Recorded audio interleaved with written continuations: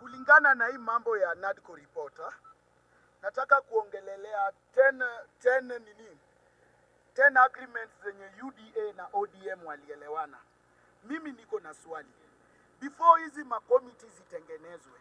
Number one, about NADCO, which is the first inaongea about extrajudicial killing, inaongea about cost of living, inaongea about unemployment. Those are the issues nataka kuongelelea. Unajua, nasikia tunaongea about compensation. Lakini hawa watu hawakujipiga risasi. Kuna watu wenye walijipiga risasi.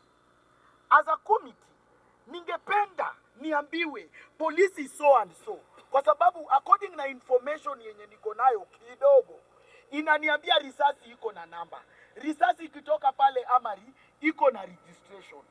Hawa polisi wakiendelea kutembea hivi, and then tunasema tuta-implement tukue na freedom of assembly. Nikikuja hapa niseme one time na nishutiwe, hatuwezi ishi nchi kama hiyo. So as much as we talk about compensation, we have to also talk about the justice.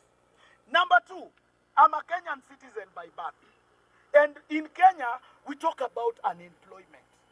And I ask myself, this elephant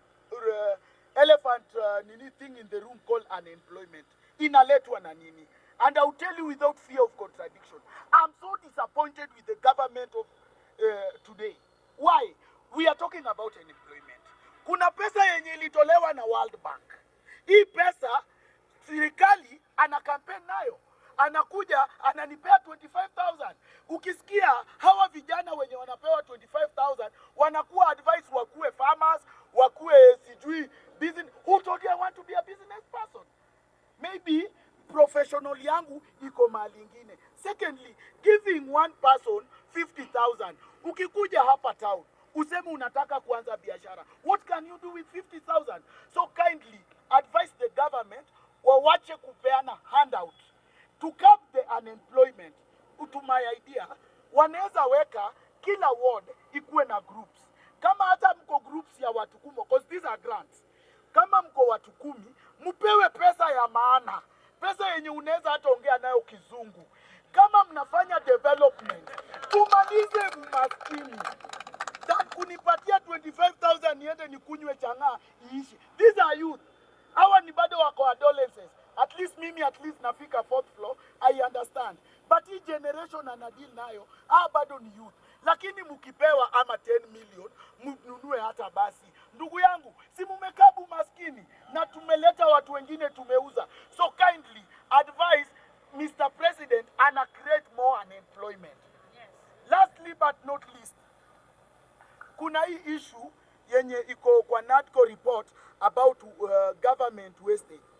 Unajua, sometimes hata tuongee tupe report, ndumu report iko haija implementiwa. Tutaongea, lakini after all nani ana implement? Sababu tunaweza ongea, tukuje na maono mazuri, tufanye nini, lakini implementation hazifanyiki. Mumeleta report under the table. Mumeleta report under the table. Before mkuje, kuna kitu nilikuwa nataka kujaribu kuclarify. Kuna NADCO report na kuna 10-point agenda. NADCO report ilizaliwa na sufuria revolution. Watu lingangana, tukapigana. Dakika ya mwisho walienda Bomas of Kenya wakatengeneza NADCO report. Wakati 10-point agenda ilikuja, wakati wa Gen Z, kuna vitu zenye zilielewanana. Ningependa before hata mkuje, out of this, kwa sababu si leo, hizi report haijakuja leo, hizi vitu zilikuja kitambo. Out of those 10-point agenda, ningependa mtuambie, out of this 10, at least hii ndio tumefanya. Kwa sababu ukweli mnatuambia compensation. Then, huyo polisi alimuua, kesho ataua mwingine. Then we compensate. Kesho kutu aue mwingine, to compensate. Hayo kwa hayo sahi. Order.